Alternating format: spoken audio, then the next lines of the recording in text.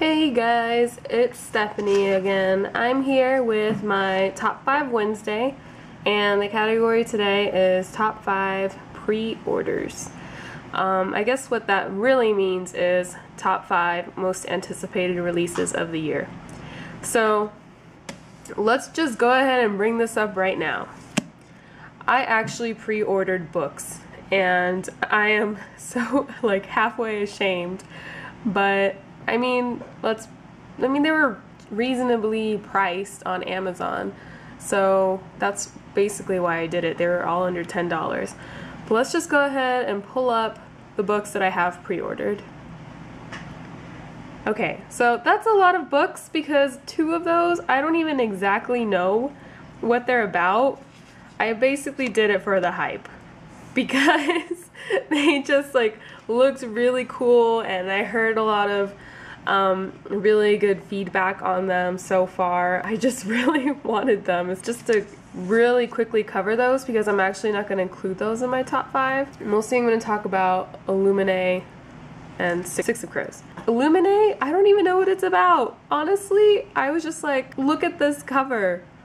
Look at it. It is so cool. And the way that the hardback looked, it has just a bunch of blacked out lines, and it just looks very fun.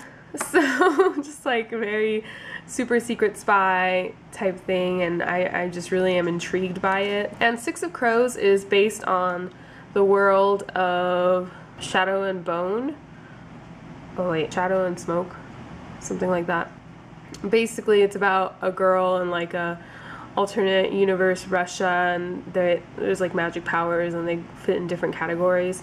Anyway, this book, I didn't really love that series, but this book just seemed really cool because it has just a super heist feel, and I love heist feels. Give me some more Ocean 11 worlds, and I am down for that.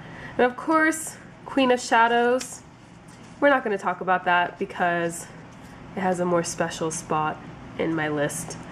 Let's talk about the books that I actually do care about, and those are going to be books that are more low-key. I just have these books on my to-read, and I really am looking forward to them personally, not because of all the hype. The first one is A New Hope, and it's going to be written by Alexandra Bracken, I believe.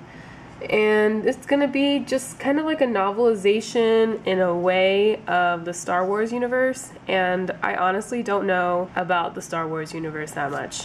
It's really shameful how much I know about the Star Wars universe.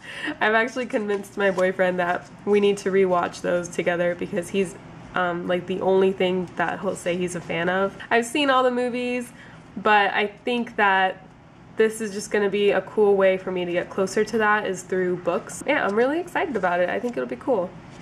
The next book is called Locke and Maury, and it's also kind of another reboot. It's about Sherlock Holmes. Locke and Maury is actually going to be another vision of Sherlock Holmes, but instead of it being, mostly Sherlock and John, it'll actually be about Sherlock and Moriarty. And I think that'll be really great because I would like to see how that relationship plays out instead of, the typical Sherlock, the anti-human kind of person, and John being the warmer personality. So I wonder how this will play out because I think they're both the colder personalities, so that might be cool. My number 3, Black Widow, Forever Red. This is the lamest picture I came up with. I'm so sorry. But I think this will just be cool. I just exposed myself to Lois Lane, another comic book character in Lois Lane Fallout, and I really enjoyed that book. Not because I think it was particularly literary, but I really liked seeing Lois Lane in that light. I really connect with characters in the media of books and or cartoons and movies. I'm too impatient for comic books, guys. I mean, there's just not enough story for the most part unless you get graphic novels. So anyway, I'm just excited to see Black Widow in this light, and just having her in something I'm familiar with. My next book is gonna be Jacoby number 2, which is called Beastly Bones.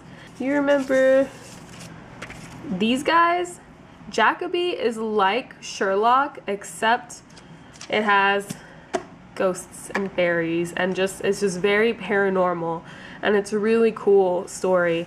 I love Jacoby.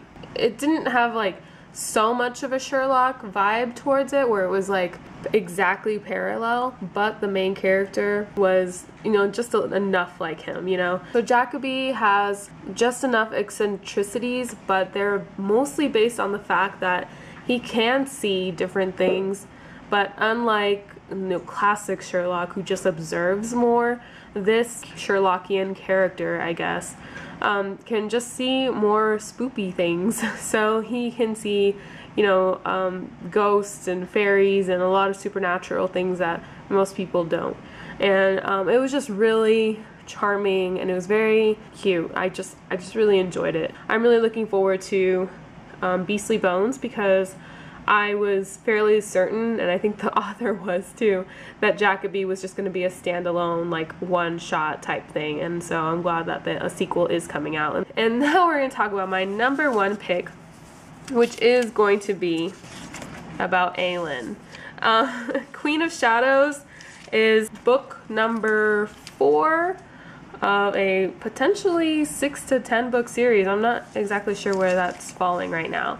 It's just kind of a big epic story, and I'm really in love with the characters, and where it left off was just really intense, and I just could not believe it. I was standing in awe in my boyfriend's parents' kitchen on a Christmas vacation when I finished that book. So Queen of Shadows is a very, very anticipated book for me. I really can't wait to see where everything picks up, because Aelin is fiery princess of craziness, and she is out for like revenge, man. She's gonna be so cool, and I just can't wait for like the adventures, and you know, when the characters reunite from all the drama that they've just been through, and I'm really excited for it. So Queen of Shadows is my number one. That's my top 5 pre-orders. Thanks, guys.